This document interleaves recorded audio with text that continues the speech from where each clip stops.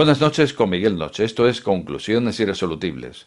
¿Dónde está el hombre que inventó el coche eléctrico que no necesitaba recargarse? Lo vemos.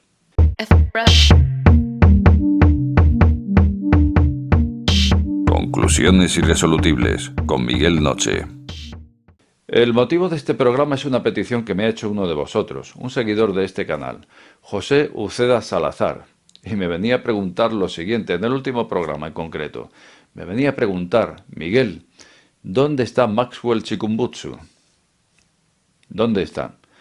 Pues este hombre es un inventor de Zimbabue, que ni más ni menos inventó el coche eléctrico autosuficiente, es decir, que no necesitaba enchufarse. La verdad es que esto, por más vueltas que le des, puedes pensar que son habladurías, que a lo mejor es algo que se ha dicho pero que realmente nunca existió. Ya, pero es que resulta que este hombre no es que haya desaparecido, no.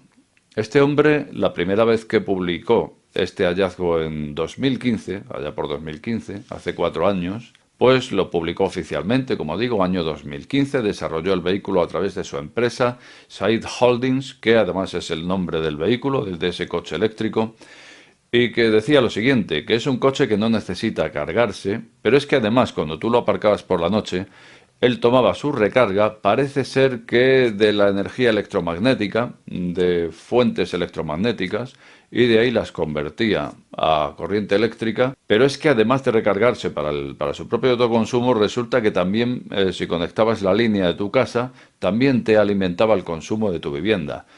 ¿Cómo te quedas?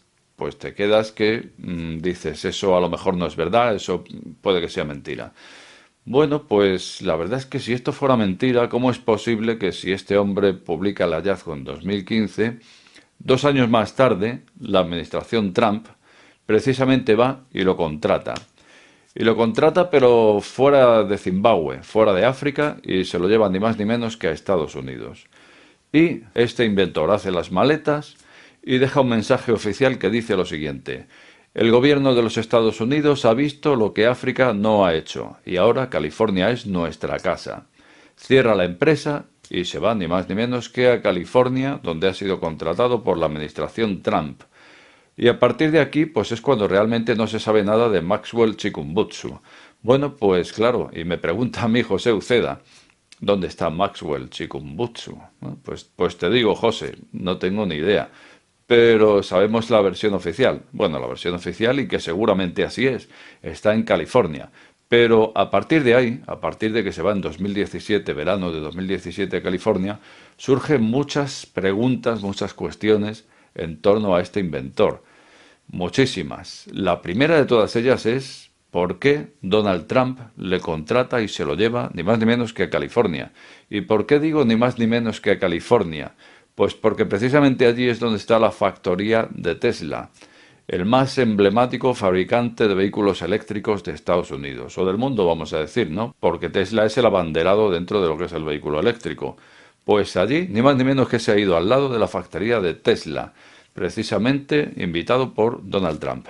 Bueno, pues allí debe estar. Pero es que surgen un montón de cuestiones en torno a este hombre. Otras cuestiones como, por ejemplo, ¿por qué diseñó este vehículo haciendo las piezas más punteras, las piezas más emblemáticas, haciéndolas autodestructibles, de forma que cualquiera que quisiera manipularlas se autodestruyeran?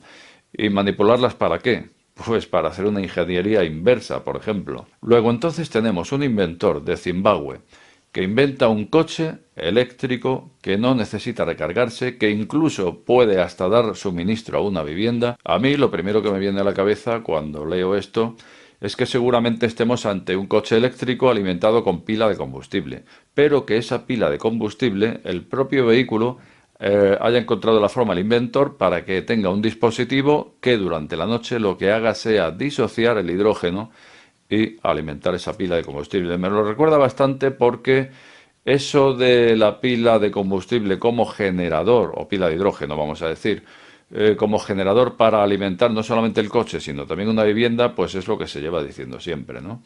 Entonces tiene toda la pinta. Así que la cosa podría ir por ahí. Bueno, pues en torno a este hombre, como digo, surgen muchas cuestiones. Y la primera de ellas, desde luego, es esa. Desde 2017, verano, no se sabe nada de él. Entonces, si viviéramos en un mundo perfecto, pues oye, en un mundo perfecto resulta que si estamos pagando aquí por el suministro eléctrico de nuestra vivienda y de buenas a primeras alguien inventa un dispositivo mediante el cual un coche eléctrico ya no hay que enchufarlo, pero ese coche incluso resulta que te va a dar suministro al consumo de tu vivienda, pues en un mundo perfecto ese sería para aplaudirlo. Este hombre se haría millonario automáticamente y además todos estaríamos encantados de que Maxwell Chikumbutsu fuera millonario, porque nos hubiera resuelto la papeleta a todos, nos habría sacado las castañas del fuego. Esto en un mundo perfecto. ¿Qué ocurre en el mundo donde vivimos que quizá no sea tan perfecto? Pues ocurren cosas como el caso de Stanley Meyer, que todos recordamos, ¿no? Aquel inventor del motor de agua que salió de aquel restaurante gritando "me han envenenado" y acto seguido moría en la propia acera. Pues esas son las cosas que ocurren en este otro mundo que no es tan perfecto. Bueno, pues tenemos entonces a este inventor de Zimbabue que se fue a California, que no se ha vuelto a saber nada de él, que se fue al lado de la factoría más emblemática de coches eléctricos del mundo, y a partir de aquí, pues claro, nos podemos a especular qué ha sido de él, dónde estará, por qué este tipo de cosas siempre acaban en silencio. Bueno, llegados a este punto, pues ocurre esto, ocurre que son muchas las veces que nos han contado precisamente esto, que hay nuevos dispositivos, por ejemplo, generadores de energía ilimitada, baterías de altísimo rendimiento, este tipo de cosas, sobre todo generadores de energía que, digamos, tirarían todo lo que tenemos ahora mismo y que es lo que está abasteciendo precisamente las compañías eléctricas, esas que nos ponen el contador, el famoso contador, ¿no?, que le decían a Nikola Tesla. Pues esto mismo, nos han contado ya muchas historias a este respecto, hemos oído, toda la vida llevamos oyendo lo mismo. Cuando una patente de este tipo aparece, automáticamente la meten en un cajón, automáticamente desaparece.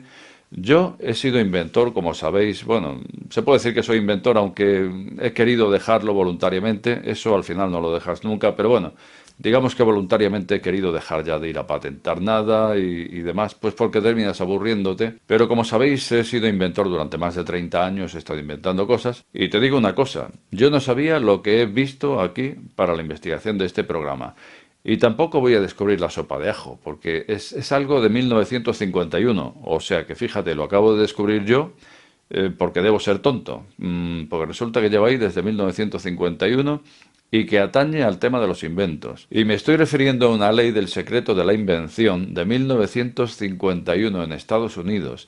Resulta que hay una ley que atañe a las invenciones, a las patentes, y que determina si pueden o no ser divulgadas.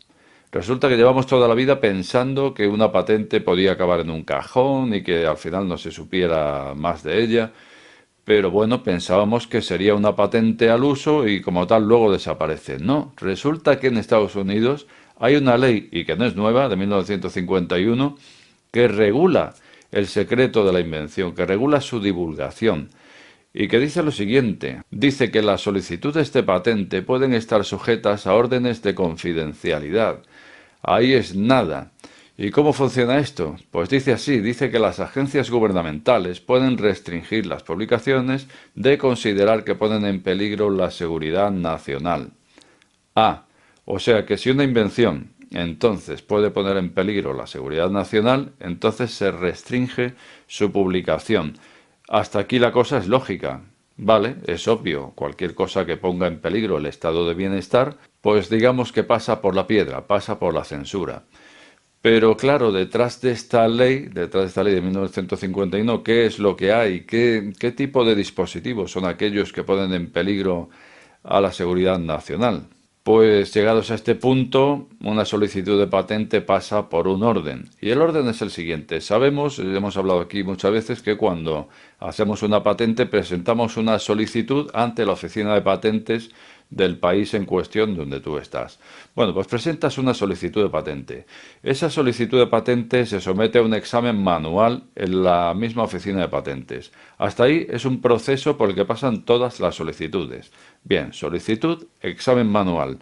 A partir de ahí, si el examinador, digamos que le salta la alarma de decir esto puede poner en peligro la seguridad nacional, o mejor dicho, esto atañe a lo que está contando aquí la ley del secreto de invención, Desde ese momento, el examinador lo que hará será enviar esa solicitud de patente al Pentágono, ni más ni menos. Digamos que aquí no acaba la cosa. El Pentágono lo revisa y, si considera que debe continuar, pues entonces pasará al Departamento de Justicia de los Estados Unidos.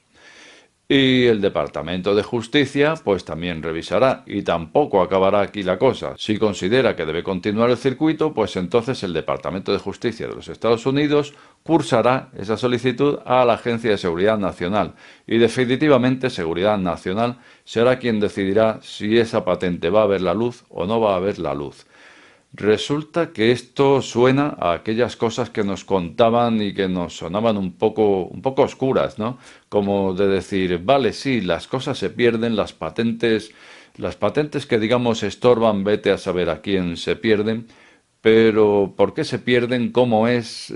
A lo mejor es más leyenda negra que otra cosa. Y resulta que nos enteramos ahora, oficialmente, que hay una ley de secreto de invención que data ni más ni menos que de 1951 en Estados Unidos y que cursa por todo este circuito que acabamos de decir y que acaba con las patentes que pueden resultar, yo no sé, vamos a decir, pues lo que dice oficialmente esta ley, que puede atentar contra la seguridad nacional, pues al final son retiradas. Y entonces ahora pues habrá que echar un vistazo a qué nos dice esta ley que puede suponer un peligro para la seguridad nacional. Bueno, pues por ejemplo en la lista de 1971 de patentes que fueron retiradas o cribadas o llámale censuradas o como quieras, pues tenemos dos patrones, como digo, de 1971, que me resulta muy interesante porque uno de ellos se refiere a las patentes sobre generadores solares fotovoltaicos. Esto en mi pueblo es una célula fotovoltaica, o un panel fotovoltaico. El panel se constituye de muchas células fotovoltaicas. Bueno, pues dichas células fotovoltaicas, si excedían una eficacia del 20%, ya se consideraba de aplicación de la ley del secreto de invención de 1951. Esto en 1971, si aparecían células fotovoltaicas que tuvieran un rendimiento por encima del 20%. Fíjate, resulta, yo me formé en energía solar pues allá por el año 85 y en aquel momento el rendimiento de las células fotovoltaicas andaban en torno al 16%. El techo de conversión estaba en el 16% en el año 85. Pues en el 71 se estaba dictando que las células que pasaran del 20% deberían ser de aplicación esa ley de secreto de invención. Te voy a dar una pista, y es que a 2019 que estamos, las células que tenemos en la calle ahora mismo nos dan un máximo, vamos a decir un techo de 24%. Y nos estaban diciendo ya en el 71, nos estaban hablando de cribar las que pasaran del 20%. Pues claro, así se explican una serie de cosas. Así se explican como yo, por ejemplo, hace más de 5 años y más de 8, yo diría, leí una noticia que hablaba de células de silicio negro. El silicio negro se le llamaba así porque en una investigación pues a alguien se le ocurrió la genial idea en laboratorio de coger y aplicar un rayo láser a una célula fotovoltaica para ver su resistencia, ¿no? Y entonces dice, bueno, pues ahora que la hemos frito con un láser, a ver qué rendimiento nos da. Miden el rendimiento y ¿qué te crees que se encuentran? Se encuentran en torno a un 75% de rendimiento, el triple de lo que nos dan las células actualmente. Bueno, pues esto fue noticia cuando yo lo leí hace por lo menos 8 años, ya te digo. He buscado a propósito, en ocasiones, las células de silicio negro para ver cómo están de avanzadas. Y no es que estén avanzadas, es que a día de hoy no encuentras nada que hable del silicio negro, de las células del silicio negro. Pues fíjate, al final probablemente detrás de este asunto pues haya habido o no, porque no lo sé, una aplicación de esta ley del secreto de invención. Porque si hace casi 10 años resulta que teníamos esa noticia y de buenas a primeras desaparece esa noticia, pues digo yo, probablemente haya terminado siendo de aplicación. Y otro ejemplo de este tipo, el primero era el que digo, este de las células fotovoltaicas con rendimiento superior al 20%, bueno, pues otro ejemplo de la lista de los más buscados, vamos a decir, de 1971, se refería a los sistemas de conversión de energía. que como sabemos un sistema de conversión, pues oye, digamos que un 100% no existe en conversión de energía, un 90% estaría súper bien para... Bueno, de ahí para abajo, ¿no? Digamos que una central termoeléctrica, por ejemplo, tiene unos índices de conversión por debajo del 40%, ¿eh? Por debajo del 40%. Bueno, pues en este caso, cualquier sistema de conversión que estuviera por encima del 70-80% de rendimiento también debería ser de aplicación de la ley del secreto de invención, por citar unos ejemplos. Llegados a este punto, tenía que contaros esto con lo que me he encontrado para la investigación de este programa, esta ley del secreto de invención de 1951, de la que yo no sabía absolutamente nada. A lo mejor tú sí, a lo mejor tú pues estabas al día del asunto, porque desde 1951 ha llovido y mucho. Sin embargo, llevaba yo por lo menos toda la vida oyendo hablar de esas patentes que acaban en un cajón, patentes que desaparecen, patentes que no se oye hablar de ellas porque se ocultan, y resulta que sí, se ocultan y abiertamente y oficialmente se puede decir que al amparo de esa ley del secreto de invención de 1951 Estados Unidos. Pues al final yo creo que en el programa de esta noche hemos aprendido algo, yo el primero, y es que ese secreto a voces del que llevábamos oyendo hablar toda la vida, de esas patentes que acaban siendo tan desoídas y que acaban desapareciendo, pues al final no era un secreto a voces, sino que estaba hasta regulado por ley. Bueno, pues ahí lo dejo, por supuesto. Espero ver tu opinión en el programa de esta noche y decirte también que si has llegado hasta este canal, no te suscribas o suscríbete. Al final, la última palabra la tienes tú. Buenas noches con Miguel Noche. Este programa está sujeto a posibles correcciones. De ser así, estas serán publicadas en la descripción del mismo.